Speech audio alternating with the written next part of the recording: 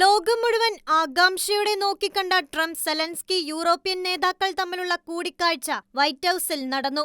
സ്യൂട്ടണിഞ്ഞ് white ഹൌസിലെത്തിയ Ukraine president Vladimir സെലൻസ്കിയെ US president Donald Trump സ്വീകരിച്ചു. വെടിനിർത്തൽ അടക്കമുള്ള പ്രധാനപ്പെട്ട പ്രഖ്യാപനങ്ങൾ ഒന്നും തന്നെ കൂടിക്കാഴ്ചയിൽ ഉണ്ടായില്ല എങ്കിലും യുക്രൈന് ഭാവിയിൽ പൂർണ്ണ സുരക്ഷ ഉറപ്പാക്കുമെന്ന് യുഎസ് പ്രസിഡന്റ് പ്രഖ്യാപിച്ചു. ഇത് സംബന്ധിച്ച ധാരണയിൽ യുഎസും യൂറോപ്യൻ രാജ്യങ്ങളും എത്തി. ചർച്ചകൾ ഫലപ്രദമായാണ് അവസാനിച്ചതെന്ന് ട്രംപ് വ്യക്തമാക്കിയപ്പോൾ സമാധാന ശ്രമങ്ങൾക്ക് യുക്രൈൻ പ്രസിഡന്റ് സെലൻസ്കി നന്ദി അറിയിക്കുകയും ചെയ്തു. നേതാക്കളുടെ കൂടിക്കാഴ്ച സമാധാനത്തിലേക്കുള്ള ചുവടുവെപ്പാണെന്ന് യൂറോപ്യൻ നേതാക്കൾ അഭിപ്രായപ്പെട്ടു. യുദ്ധത്തിൽ ഇരു രാജ്യങ്ങളും അനധികൃതമായി കൈവശപ്പെടുത്തിയ ഭൂമി വിട്ടുകൊടുക്കൽ അടക്കമുള്ള കാര്യങ്ങൾ പരിഹരിക്കുന്നതിന്റെ ഭാഗമായി സെലൻസ്കി പുടിൻ നേർക്കുനേർ കൂടിക്കാഴ്ച ഒരുക്കുമെന്ന് ട്രംപ് അറിയിച്ചു. വേദി പിന്നീട് തീരുമാനിക്കും. ശേഷം വെടിനിർത്തലടക്കം ചർച്ച ചെയ്യുന്നതിനായി അമേരിക്ക, റഷ്യ, യുക്രൈൻ ത്രികക്ഷി സമ്മേളനവും നടത്തും. ചർച്ചകൾക്കിടെ 40 മിനിറ്റോളം ട്രംപ് പുടിനുമായി ഫോണിൽ സംസാരിക്കുകയും ചെയ്തു. യുദ്ധം അവസാനിപ്പിക്കാൻ സെലൻസ്കി സഹായം ആവശ്യപ്പെട്ടപ്പോൾ റഷ്യൻ പ്രസിഡന്റ് പുടിനും സമാധാനം ആഗ്രഹിക്കുന്നതായി ട്രംപ് പറഞ്ഞു.